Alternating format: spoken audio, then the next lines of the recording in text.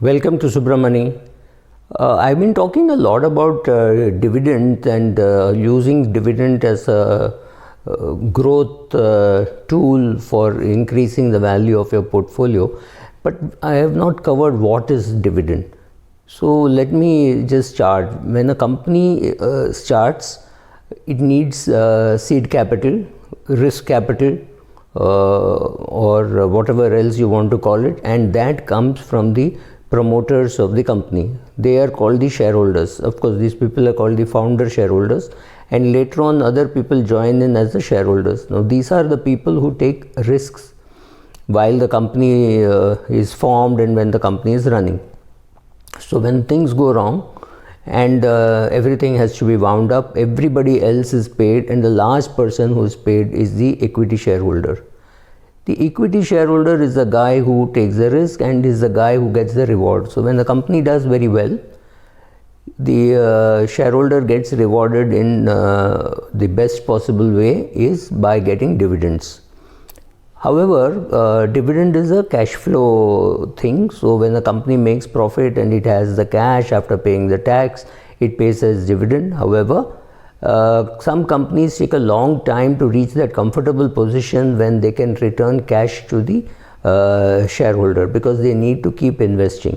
For example, an HDFC Bank would have taken a lot of time in the initial years to put back into the organization in terms of systems, in terms of training, in terms of people, in terms of opening branches. And therefore, after some time, after 5 years, 6 years, or maybe 10 years of being in business, it realizes that it can pay some compensation to the equity shareholders, and it starts paying out. Normally, a good, successful, well-run company pays out about 30% of what it earns. Very broad rule, because an FMCG company may not need any capital, so it may pay out more.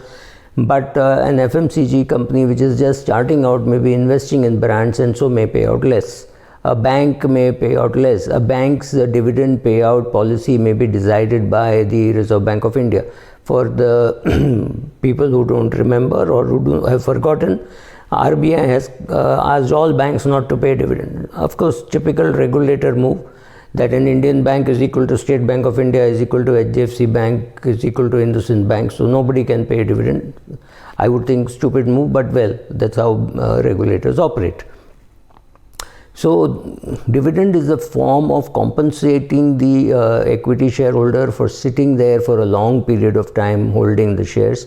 So like a landlord gets rent, an employee gets salary, fixed deposit holder gets interest. Similarly, a dividend is the reward for the person holding shares. Normally when we say shares, we mean equity shares. Preference shares don't really come into your day-to-day life. So we will, when we talking about dividend, we'll talk about equity dividend. When we talk about shares, we will talk about equity shares. Now the question is, why do companies pay dividend? Well, companies are doing well, so they have to give out a message which is very strong to the people. So company may start with a 10% dividend, then go to a 30% dividend, and then it can go to even 100% dividend, right? So the percentage will not matter if the company has a lot of money and the company has a very well adhered to dividend payout policy. Let us say it's a bank and it pays out 20% of its earnings, then whatever be the earnings, they will keep paying 20%, right? That is how the dividend is decided. There is something called a dividend distribution policy. Based on that, they decide. Now, why should an Indian individual, any individual, be bothered about it?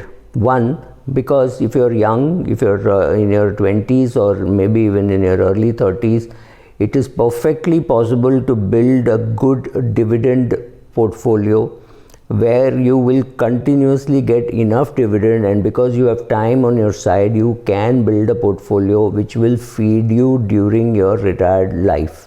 So you can, technically speaking, build a equity portfolio and live off the dividends, and therefore for us, we are looking at dividends.